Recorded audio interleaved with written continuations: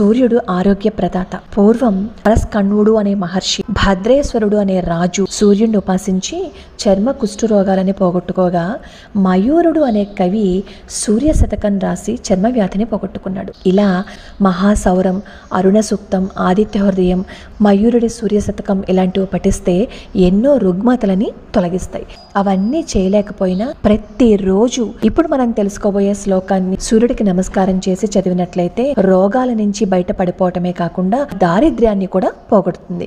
ఈ శ్లోక డిస్క్రిప్షన్ లో ఇస్తాను, ఒకసారి చూడండి. సోణాంభోరుహ సంస్థితం త్రినయనం వేదత్రయీ విగ్రహం దానాంభోజయుగాభయాని దధతం హస్తే ప్రవాళ ప్రభాం కేయూరాంగదహార కంకణధరం కర్ణోల్లసత్కుండలం లోకోత్పత్తి వినాశపాలనకరం సూర్యం గుణాబ్దిం భజే.